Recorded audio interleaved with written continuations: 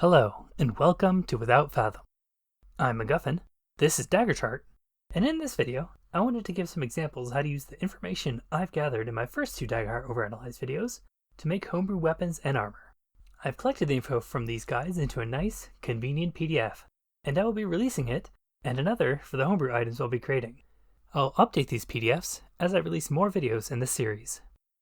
Rather than having separate videos for examples in the future, I'll just incorporate the example into the videos for each topic from now on. So, if you're just watching this video for a particular thing, here's where I start each topic in the video.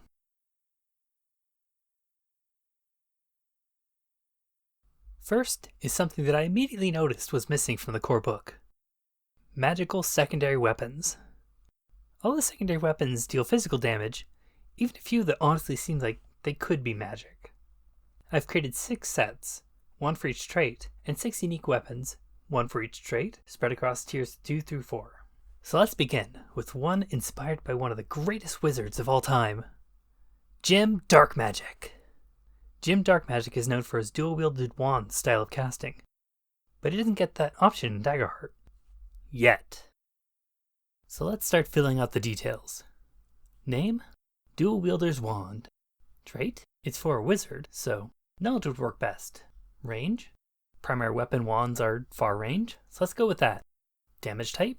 Obviously we want magic damage. Burden? One-handed, as it is a secondary weapon. And then the feature. Of all the features, paired fits the best for the concept, but only applies this bonus to primary weapons in melee range. But it also only appears on melee weapons.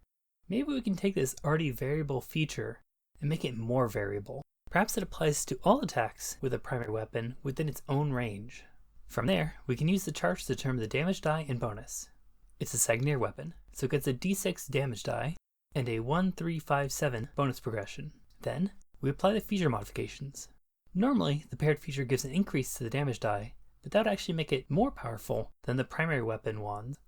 So, to further homebrew it, I'll decide that the die increase only applies to melee to close range weapons.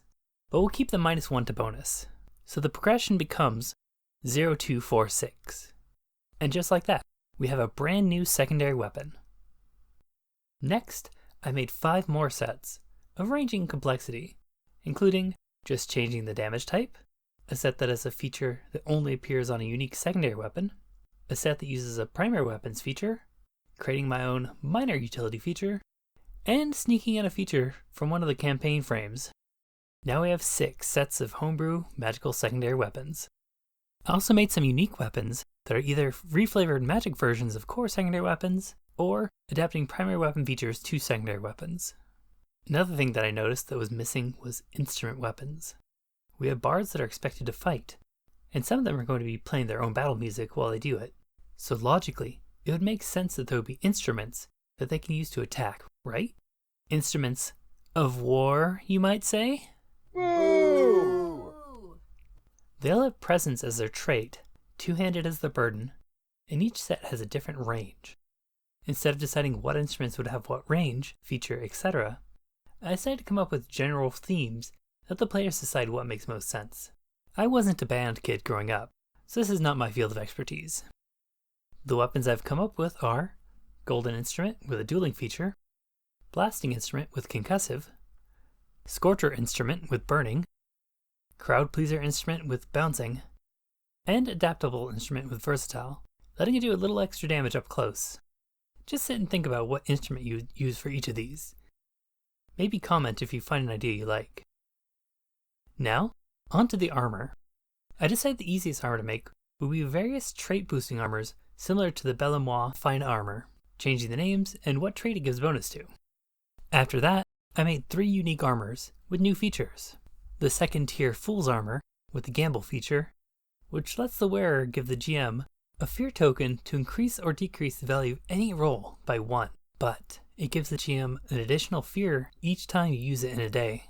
A fun toy for a GM to give to that one reckless player.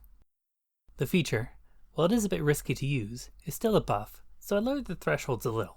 Also, it fits the theme. Then, at 4th tier, there is the Armor of Emperors, with a Fabled feature, which makes the armor invisible to everyone but the wearer. While the feature is a bit silly, I still wanted to be a little stronger, so I increased his thresholds to be on par with the legendary chainmail, but left its armor score at 6. Lastly, also 4th tier, I made the Trogdorian plate, named after the legendary dragon, with the aft arm feature, allowing the wearer to have an extra arm on their back, which can hold an extra secondary weapon, but its benefits only apply to behind them. Its armor score and thresholds are a bit lower, but what unusual builds you could make with this one. One more thing about armor before we move on. While writing this, I came across a Reddit post asking how to make robe armors with unusually low thresholds as a way to balance powerful features that boost magic attacks.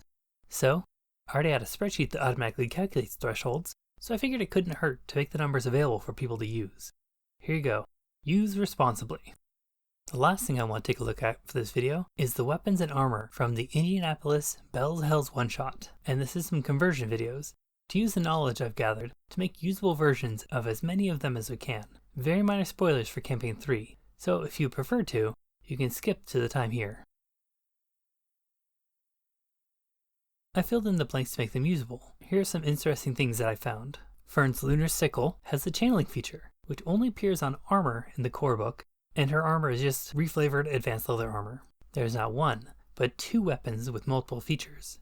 Gambo Cleft the Vortex Blade has 2 unique features, Inspiring Flourish and Wyvern Wind Barrage, and Turmoil, which has Scary and the unique ability Shatter Strike.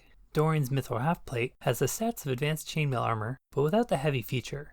An interesting development, at least for me, in terms of how to understand how armor stats work. We'll have to see if it or something similar appears in future supplements. Chetney's Demon Shell armor has a unique, fairly high threshold pair that I'm pretty sure places it in 2nd tier and has a flexible trait. Alright, that about does it for today.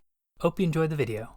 Be sure to leave a comment, especially if this helped you to create some homebrew of your own, or if there's something you need clarification on. And don't forget to like the video and subscribe if you want to see more of my Daggerheart content. Oh, and look at the description for links to my homebrew guide document and a doc with the homebrew that I've made for this video and others. Until next time, have a great day. Bye!